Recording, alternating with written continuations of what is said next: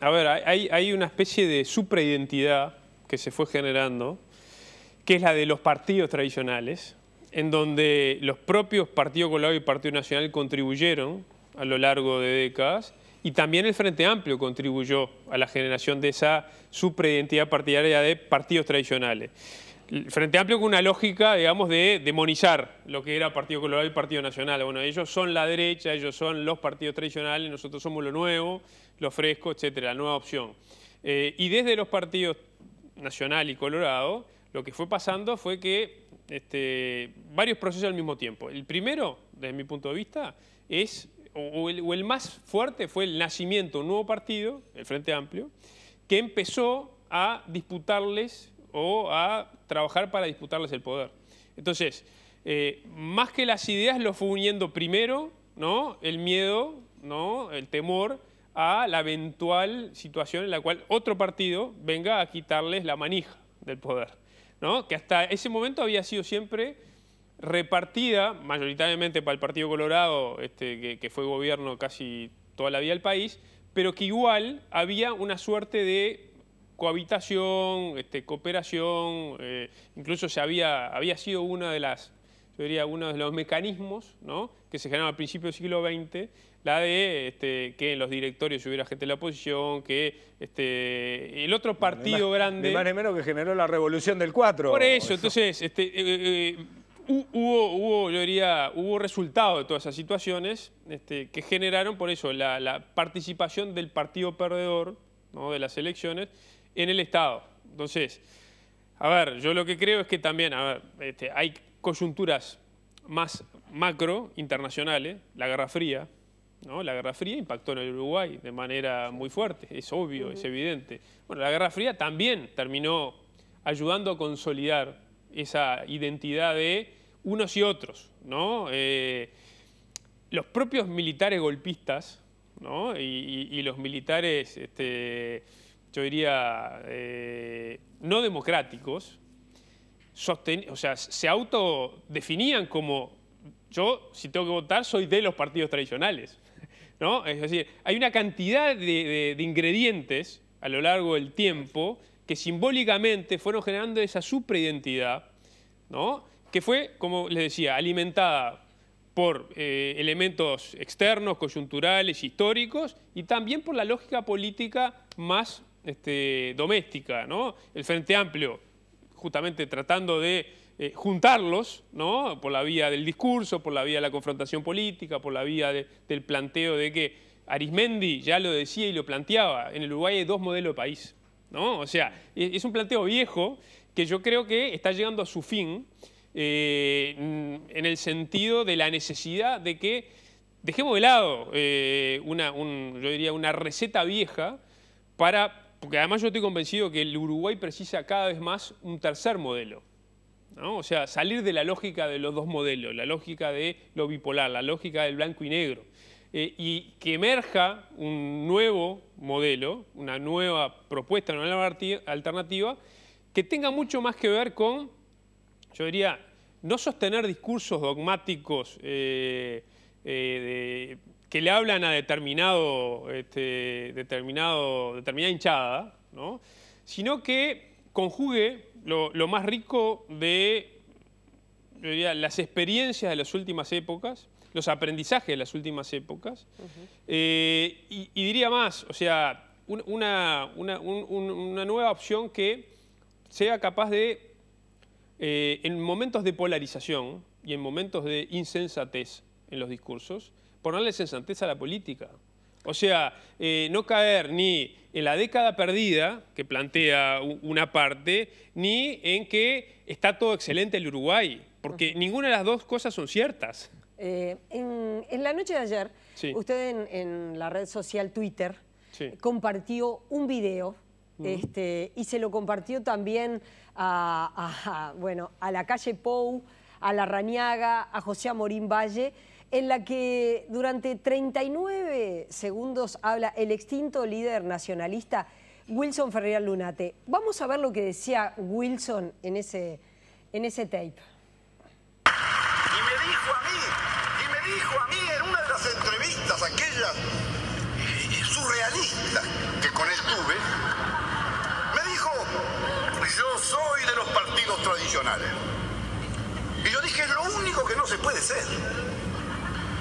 Se puede ser nacionalista, se puede ser colorado, pero no se puede ser las dos cosas a la vez. Nadie puede ser de los partidos tradicionales. Y el que crea que puede, es porque no entendió absolutamente nada. Bueno, Sí, tengo que contextualizar una conversación que tuvo Wilson Ferreira, nos sacamos la duda con Amado hoy, con el ex teniente general Hugo Medina.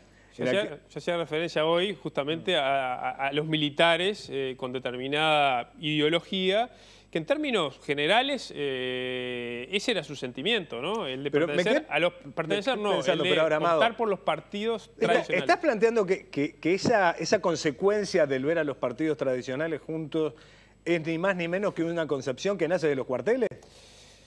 No, yo no digo que nazca de los cuarteles, pero sí creo que sería necio negar de que por eso había una natural afinidad, ¿no?, en contraposición con lo otro. Porque digo, los militares golpistas tenían una visión negativa de la política y de los políticos. Pero si hay que elegir, bueno, elegimos los partidos tradicionales, no lo otro, que sería es el comunismo. Lo menos malo. Pero claro, cuando desde el Partido Colorado y con el apoyo del Partido Nacional se propone reformar la Constitución, era para precisamente crear este escenario, que es, hay familias ideológicas, estamos seguros que si se compite un candidato colorado con un candidato del Frente Amplio, el Partido Nacional va a venir a votar a los colorados, por lo tanto vamos a perpetuarnos de esa manera en el poder. Esa fue también una lógica que bueno, que después la vida, la historia la derrotó, pero también es cierto que Wilson ese escenario electoral no lo conoció. No, obviamente, no lo conoció. No sé qué pensaría, yo no soy de los que hace decirle a gente que no está lo que no dijeron, ¿no? Porque a veces, digo porque me comprende la generalidad de la ley, porque muchas veces veo que hacen decirle a José Valle Ordóñez cosas que no dijo nunca, ¿no? Bajo interpretación absolutamente bajada por Ruffini, ¿no? Sí. Una cosa surrealista. Por supuesto que no. Ahora, a mí me parece que la claridad de lo que dice Wilson tiene que ver con dos tradiciones políticas que representan cosas muy diferentes. Y mucho más. O sea, en el Uruguay hay como una especie hay como sedes de progresismo en todos los partidos, ¿no? Ese también es un dato de la realidad histórico de nuestros partidos políticos. En el Partido Nacional siempre hubo conservadores y progresistas, en el Partido Colorado también siempre hubo conservadores y progresistas, y en el Frente Amplio yo creo que también hay conservadores y progresistas. Entonces, y es más, doy un paso más, con algo que el senador Mieres ha planteado más una vez, y yo estoy de acuerdo, digamos, con su planteo desde el punto de vista del realismo, de que en todos los partidos políticos hay sectores que están bastante cerca de lo que son planteos socialdemócratas, ¿no? Entonces, lo que Mieres plantea es, bueno, hagamos un partido socialdemócrata, ¿no? Pero esa ha sido la realidad y la tónica del Uruguay. ¿Podría ser una buena idea esa, formar un partido socialdemócrata con escindidos de todos lados, por decirlo de alguna manera? Mirá, yo no digo de que no sea una buena idea. Quizás es una buena idea. Acá lo que pasa es que en política la gente a veces, yo siento que piensa que los políticos somos solo cálculo. Somos solo administración del poder, solo ver a ver qué hago para tratar de... claro, para qué me conviene, el cálculo político, como que ven una actividad que es economicista, ¿no? Desde el punto de vista electoral, o sea, que está solo pensando en ello. Y yo defiendo que en política en el Uruguay las ideas importan. Importan en todos los partidos, no es patrimonio de ninguno.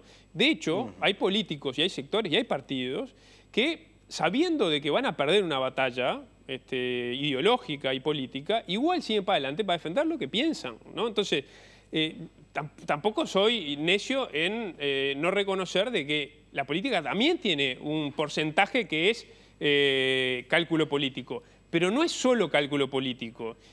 Y es también sentimientos, es emoción, es pertenencia, es tradición, ¿no? Tradición. Entonces, cuando se plantea el Partido Socialdemócrata, yendo a lo que me planteaba, yo creo que choca, y es lo que de repente nos pasa a los que nos sentimos socialdemócratas, en el caso mío, dentro del Partido Colorado, convencido de que en el Uruguay la versión criolla de la socialdemocracia fue el vallismo histórico de Valle Ordóñez. Hay una cantidad de sentimientos, sentidos de pertenencia, que hacen de que sea difícil un planteo como el de Mieres. O sea, generar una especie de otra colcha de retazos, por decirlo de alguna manera, con escindidos de varios partidos, no sería una opción viable desde su perspectiva en este momento. Es que nosotros estamos empeñados y obsesionados con que el Partido Colorado vuelva a... Que en el Partido Colorado vuelva a ser mayoría del vallismo, pero el vallismo de Valle Ordóñez, no el vallismo de Jorge Valle o otros tipos de vallismos, que está perfecto que existan, pero que no son los que nosotros queremos representar. El otro día en el homenaje a Wilson, Jorge Larrañaga decía que, bueno, que más allá de los reconocimientos que muchos legisladores hacían, si les caía un poco de agua, ese wilsonismo se les lavaba rápidamente y las cosas se veían. ¿Tú considerás que el definirse vallista hoy de alguna manera perdió ese sentido? Porque en un momento significaba mucha cosa, fundamentalmente respecto a cuál tenía que ser el rol del Estado en esa sociedad, pero una definición clara. El vallista estaba enfrentado a otras visiones, particularmente al herrerismo. ¿Hoy considerás que cuando se habla de vallismo se habla como una especie de camino del medio, de cosas para de alguna manera no ofender a nadie, que se perdió esa concepción de que el decirse vallista era una opción política pura y dura? No, es mucho peor. Es mucho peor porque digo, el planteo de muchos que se autoerigen como vallistas, digamos, defienden una tesis que no tiene que ver con lo que era la tesis del vallismo histórico. Sí, quizás con la del vallismo Jorge Valle, que tiene, digamos, que es totalmente legítima y que, a ver, yo reconozco un planteo absolutamente rupturista y valiente de Jorge Valle cuando se erige en líder de la lista 15 luego de la muerte de su padre y plantea un cambio de paradigma ideológico dentro del Partido Colorado. O sea, plantea ir hacia una mirada liberal en donde el Estado, vayamos a ejemplo que todo el mundo quizás recuerda, Jorge Valle y Luis Alberto Lacalle estaban más cerca que lejos en una cantidad de visiones que tienen que ver con el Estado. De hecho, estuvieron juntos en el plebiscito del 92, por poner un ejemplo. O sea, Sanguinetti, que heredaba desde el Foro Vallista una visión mucho más alineada o con empatía al vallismo histórico, tuvo con el Frente Amplio, con Liber Seregni, con los sindicatos, con una cantidad de organizaciones sociales en contra de ese plebiscito, digamos, de privatizaciones. Sí, además hay que recordar que en el año 92 el Foro Vallista no estaba formado aún como tal, que es una definición que toma Sanguinetti después de una primera instancia electoral que había sido favorable al gobierno de Luis Alberto Lacalle.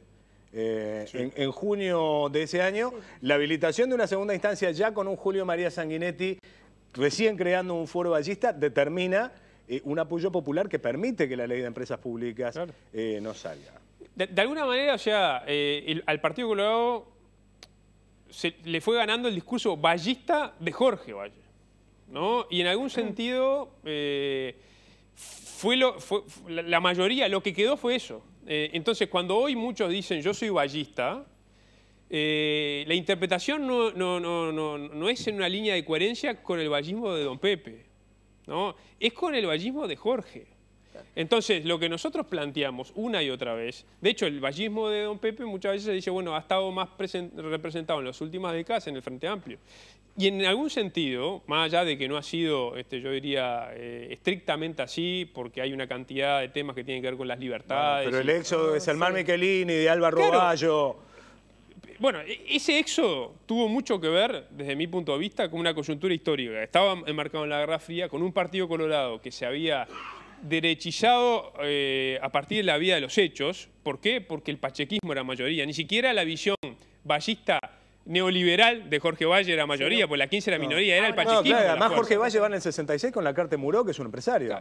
Entonces se siente asfixiado digamos, la izquierda colorada o el vallismo histórico colorado en el Partido Colorado y por eso emigran. Alvaro Bayo, Michelini, la 99, Hugo Batalla. Ahora, y otros. Si uno lo trae al escenario actual, ¿no? Y uno piensa en lo que está pasando en las encuestas, pero también en lo que pasó en los resultados electorales. Si el Partido Colorado está en esa expresión electoral de entre un 8 y un 10%. Usted es una amiga. Usted es una amiga. Bueno, sí. usted es una amiga. Está bien, porque hay quienes lo ponen en 6, en 4, pero pongamos entre ese 8 y 10%. Finalmente en la arremetida de la elección. Y el escenario es Daniel Martínez, la calle Pou.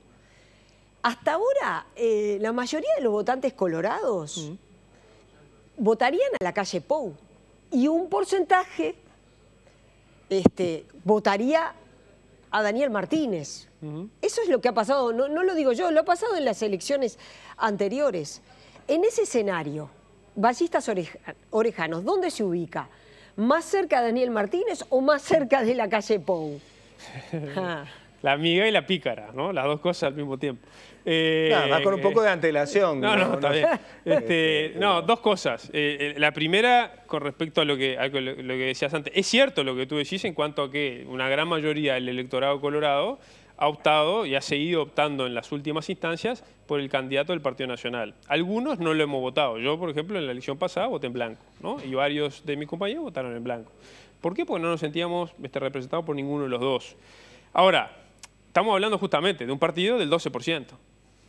Y de un partido, en la última elección, ¿no? Y un partido que, por eso, perdió totalmente la conexión con la población que se siente representada por ese vallismo histórico, o por esa visión socialdemócrata, ¿no? Sino un partido mucho más derechizado y mucho más asociado a, bueno, una modernidad colorada de derecha, ¿no? Ese es el electorado que hemos tenido en las últimas instancias, no nos engañemos. Entonces, es natural de que ese tipo de electorado después termine votando a la calle Pou. Es absolutamente natural. Lo que pasa es que nosotros no estamos para seguir parasitando ese tipo de electorado.